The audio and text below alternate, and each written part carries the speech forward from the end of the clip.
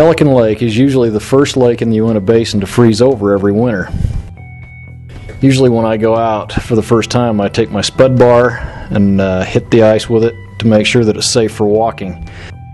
I'm looking for that good clear ice, which is usually stronger than the cloudy ice.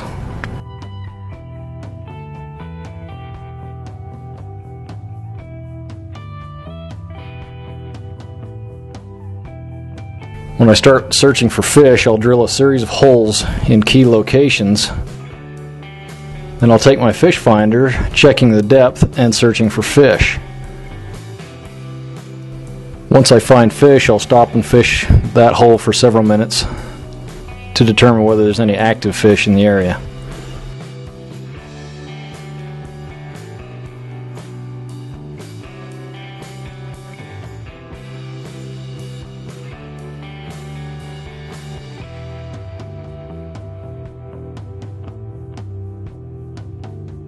Pelican's bluegills this year are averaging between 6 and 8 inches long.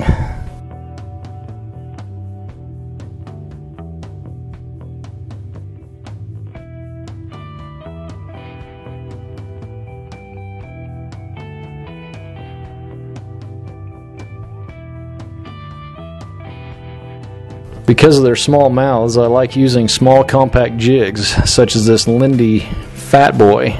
I'll often tip it with night crawlers, mealworms, waxworms, sometimes even plastic, but in this case I've tipped this one with Gulp Alive maggots.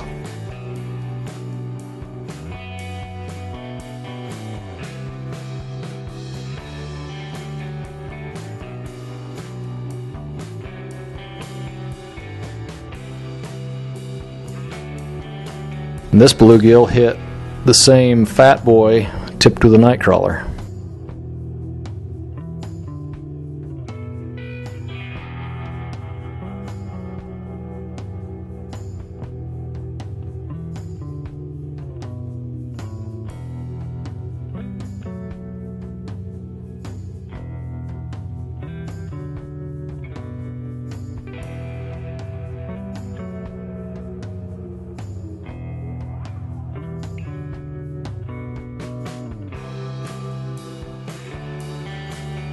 Bass and bluegills often hang together in the same areas, and so I often try to fish for some bass at the same time, but the bluegills are so aggressive in this lake sometimes that they'll hit the bass lures too. This bluegill thought it could handle a ultralight rip and wrap.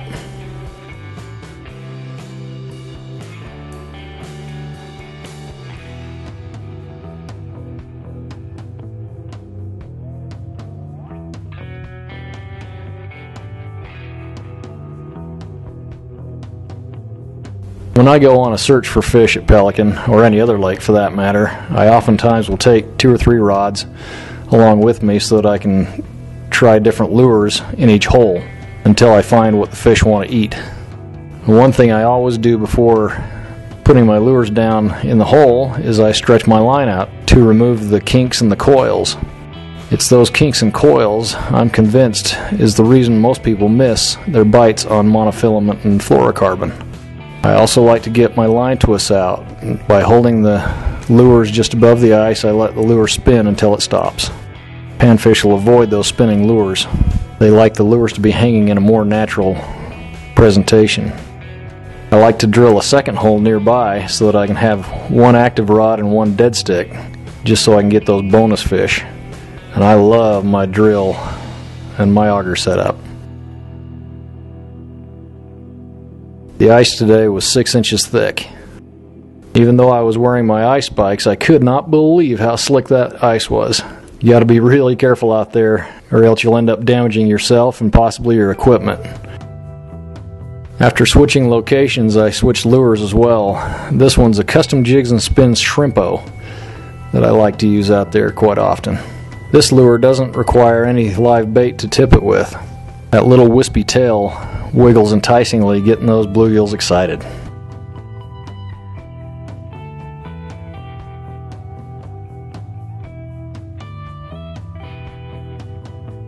Another thing I think people misunderstand about ice fishing is that fish are active under the ice. They're predators. They're used to their food moving. So many people I see out there dead stick their lures. They don't move them at all because they think the fish are inactive and cold. But as you see here, I'm constantly moving. In fact, my dead stick didn't draw one single strike all day long.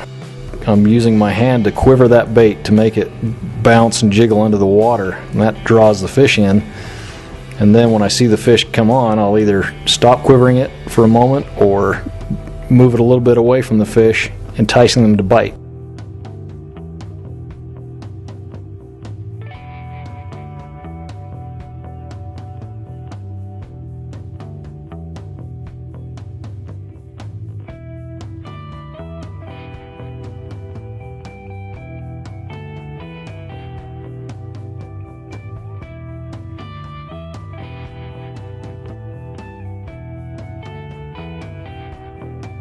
At times I'll look for a cloudy patch of ice to use as cover, because with this shallow water at Pelican Lake, those fish can see you through the ice pretty well. And so sometimes that cloudy ice makes for good cover for you to keep hidden from the fish.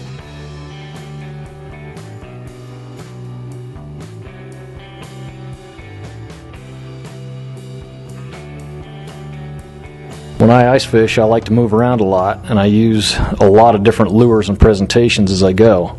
I carry my rods in these hard cases. This one happens to be a fray bill hard case made for ice fishing, and it holds 5 or 6 rigged rods ready to go at a moment's notice. I also have this other case that I made by taking a container that's made for arrows, and I just changed the padding so it would fit my rods and reels. It also holds 5 or 6 rigged rods.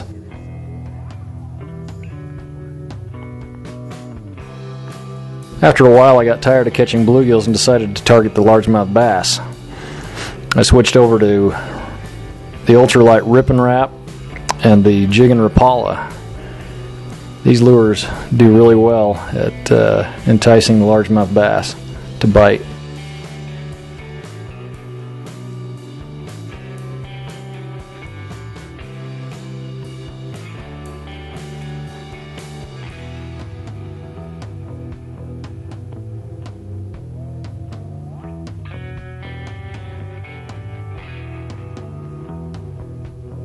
And here again, a lot of people think that largemouth bass are lethargic and inactive under the ice, but you'll see here that I kept jigging and quivering and moving my lure constantly in order to get those bass to feed.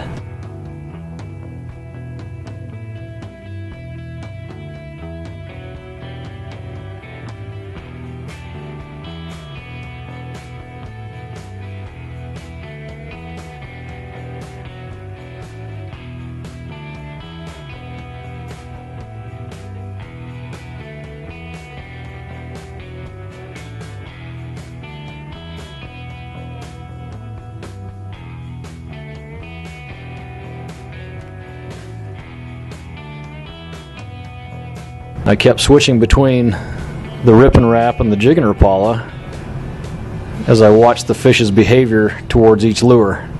When they rejected one, I'd switch to the other and get another bite.